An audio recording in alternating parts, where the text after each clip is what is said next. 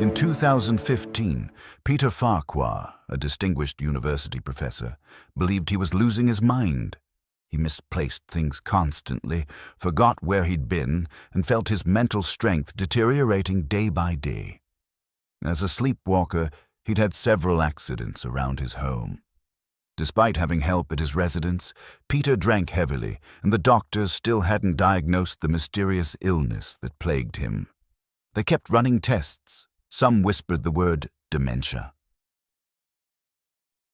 On October 26th, Peter Farquhar was found dead in his own home, a whiskey bottle by his side. The cause of death: alcohol poisoning. What you've just heard is one version of the story, the wrong version, the version everyone believed. But greed would eventually reveal the truth, the only truth. Today, we delve into one of the United Kingdom's most notorious cases, a crime so calculated and cold-blooded that it has been adapted into a television series. This is the story of manipulation, murder, and a young man who believed he was smarter than everyone else. This is the story of Ben Field.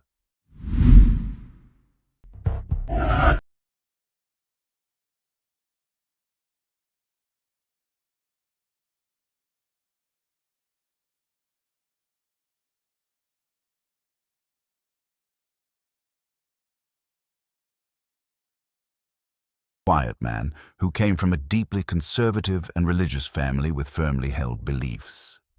An English professor, he first taught at a college in Manchester for 12 years, then moved to Stowe School in Buckingham, about 30 miles northwest of London, where he dedicated over 21 years of his life. Stowe was a prestigious institution, and Peter was highly regarded and respected there. He was the kind of teacher you didn't dare misbehave around. He had character, and in his classroom you came to learn. Peter possessed a rare gift that not all educators have, the ability to detect potential in his students and the dedication to encourage them to keep fighting for their dreams. Peter had a brother who was married, and he lived with his mother until she passed away in 2002. After 34 years devoted to teaching, in 2004, at age 58, Peter decided it was time to retire. He wanted to dedicate himself to what he truly loved: writing novels.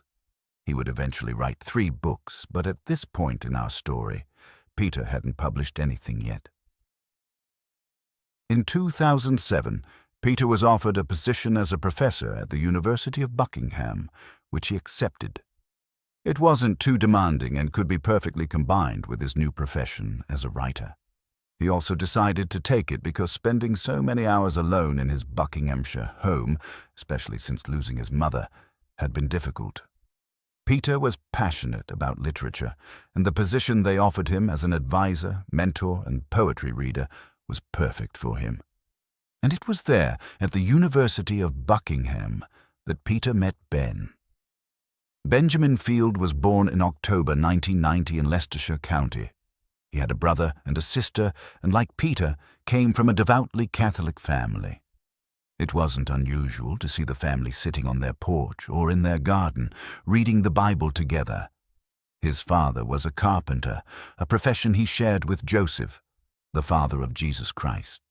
He was immensely proud of this connection and often mentioned this anecdote to his close circle. The education that this couple instilled in their 3 children could be summed up in one phrase: they were the best. They were the best, and they had an obligation to remain the best. With this premise, Ben focused on getting the best grades, on standing out above others, but only on an intellectual level. The emotional level seemed to be something this family didn't acknowledge.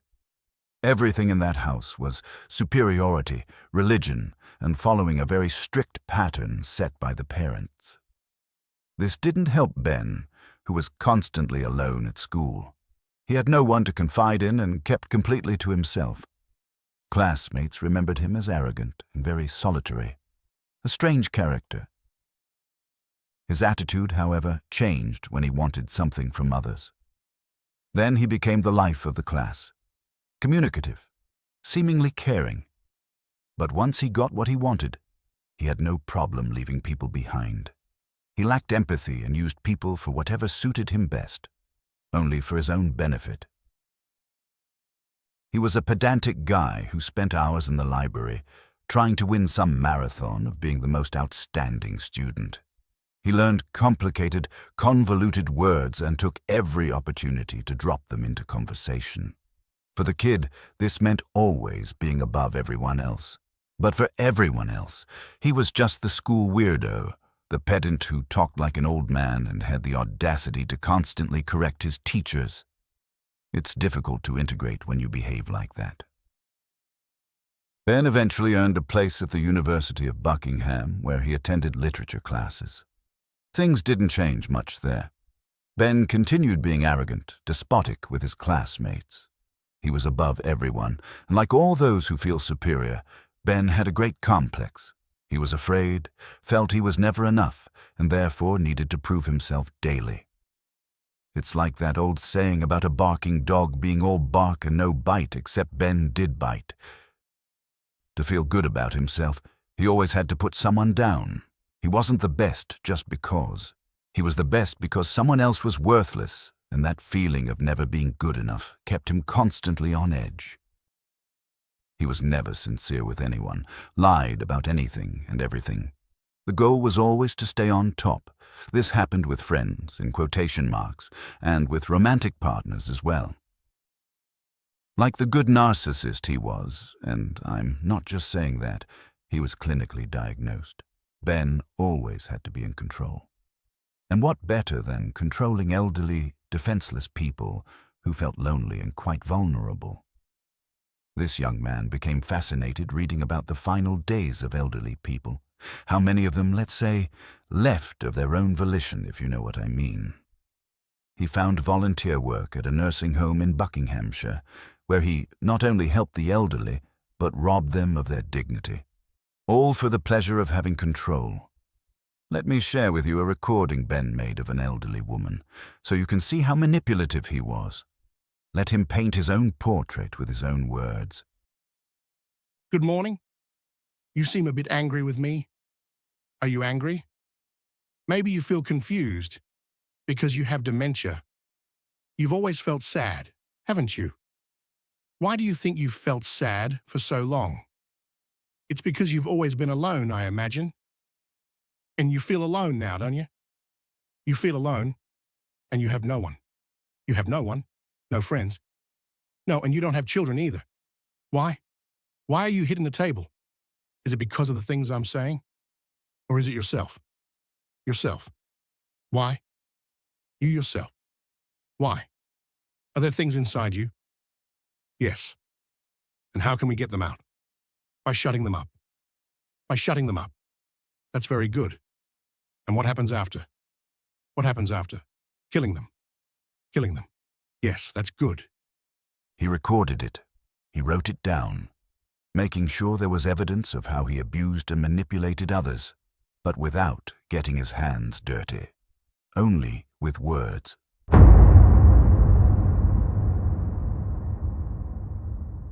In 2010, Peter Farquhar published his first book, Between Boy and Man, in which he expressed how he grappled with the fear of acknowledging his own sexuality.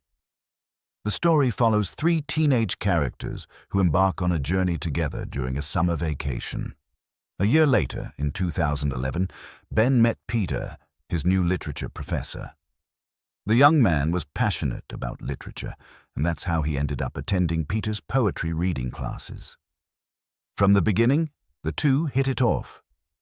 Peter was a man who felt lonely, and finding such a young guy, barely 21 years old, with that love for literature, was like a breath of fresh air for him.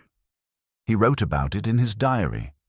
Ben had made an impression on him, and that's how the energetic Ben and the lonely Peter struck up a friendship. In 2012, Ben met Martine, who would first be his friend and then his partner. She had no idea that while beginning a relationship with her, Ben was still active on dating sites, looking for women, men, everyone. The friendship between Ben and Peter continued. The young man was a frequent visitor to the professor's house. They shared a love of literature, religion, and intellectualism.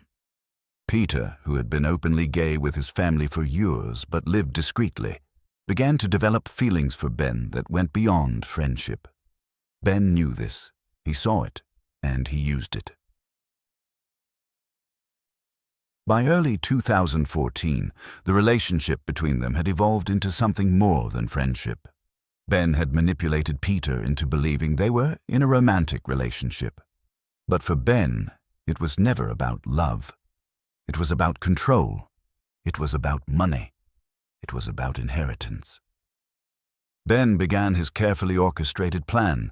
He would slowly poison Peter, making him believe he was losing his mind, weakening him physically and mentally until his death would seem like a tragic accident or the result of natural decline. Peter's friends began to notice changes.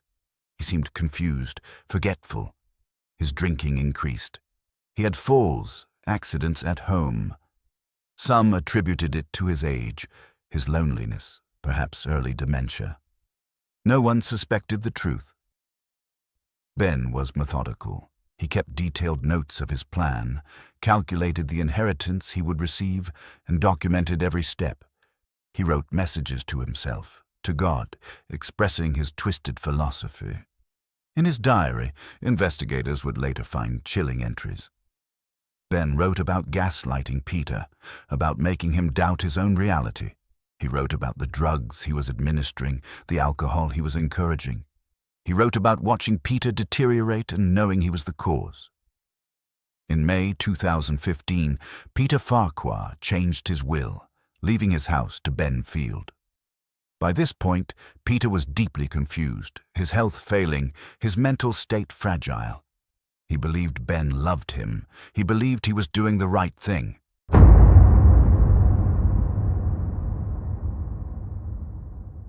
On October 23, 2015, Peter Farquhar was found dead in his home.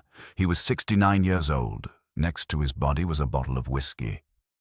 The initial investigation concluded that Peter had died of alcohol poisoning. His death was ruled an accident. Peter's friends and family were shocked, but not entirely surprised. They knew he had been struggling, drinking heavily, having accidents. It seemed like a tragic end to a lonely man's life. In November 2015, Peter Farquhar was buried next to his mother in the church they had attended for practically their entire lives. All his friends and family attended. Ben Field was there too, playing the role of the grieving friend.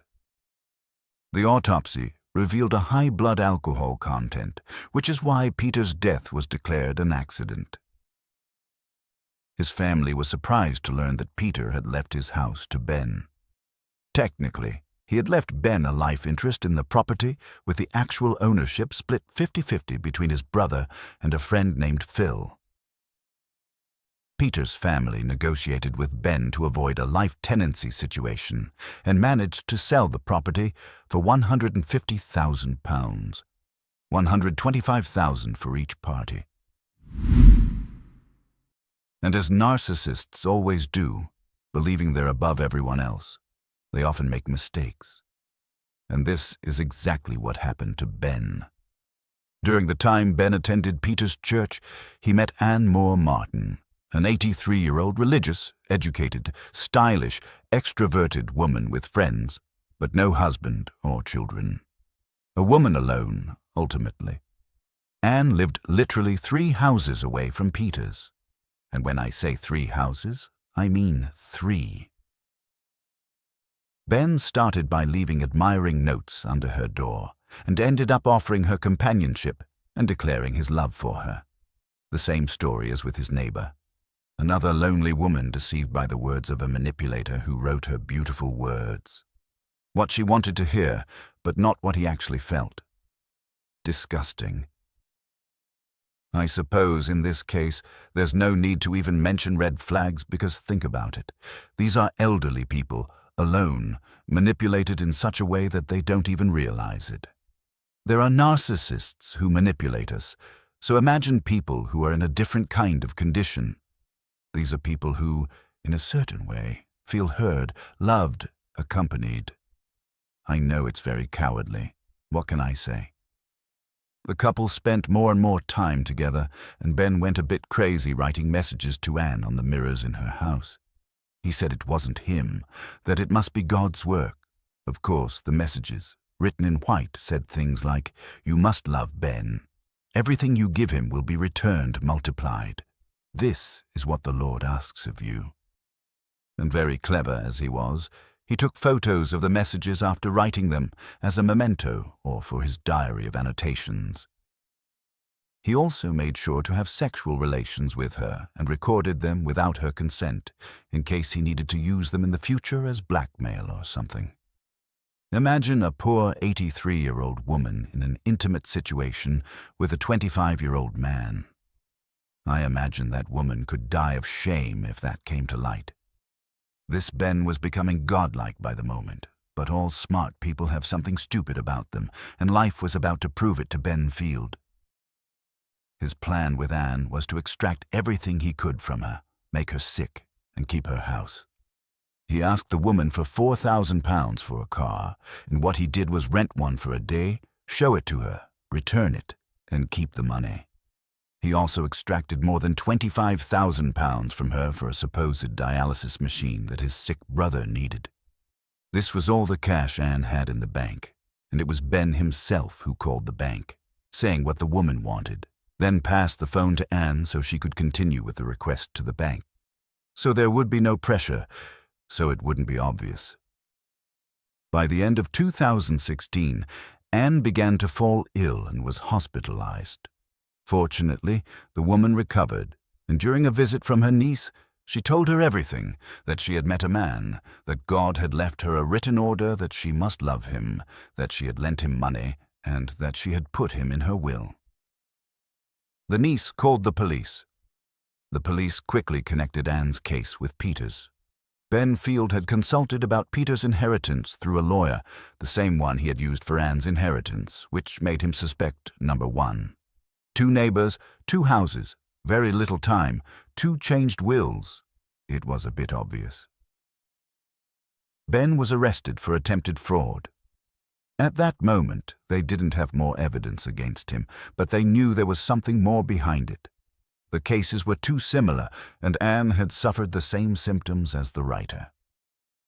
They released him on bail while the investigation continued into Peter's death and completely prohibited him from approaching Anne. During this time, the woman changed her will again. From Ben's house, the police seized countless materials, videos, photos, a diary with notes about his plans, calculations of the money he would receive if he inherited the estates. Peter Farquhar's body was exhumed. They needed to perform a second autopsy to have solid evidence against Ben. They managed to detect sedatives and hallucinogens that had been administered to him for months before he died. The glass that was next to the whiskey bottle, next to Peter's body, contained Ben's fingerprint, which could indicate that he was the one who forced him to drink such a quantity of alcohol as to cause death. Ben Field was arrested again in January 2018.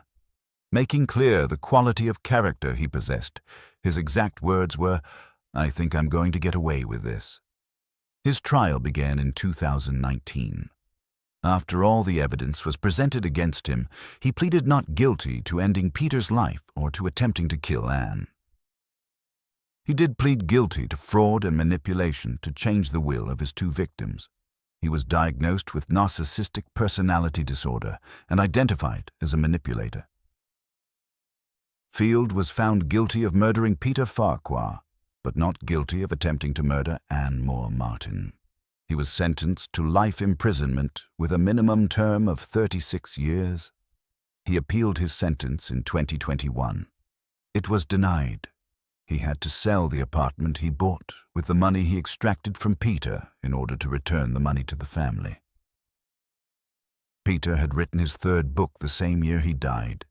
He wrote the 2nd one shortly after meeting Ben. Anne died of natural causes, devastated by having allowed herself to be manipulated and feeling very guilty. This happened just 2 months after everything was revealed. This story was adapted for television by the BBC in The Sixth Commandment. This is one of those cases that really makes you think about what kind of people live among us. People who think they can get away with anything and destroy the lives of innocent and vulnerable people. Ben Field was a master manipulator who preyed on the lonely and vulnerable.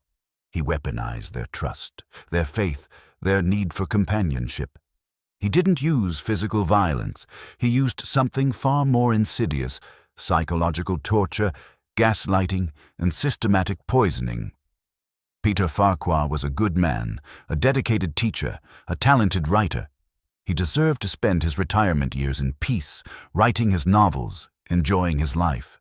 Instead, he died confused, afraid, and betrayed by someone he trusted and loved. Anne Moore Martin was a vibrant, independent woman who spent her final years in fear and shame, manipulated by a monster who pretended to love her. The case of Ben Field reminds us that evil doesn't always announce itself with obvious violence. Sometimes it comes disguised as friendship, as love, as companionship.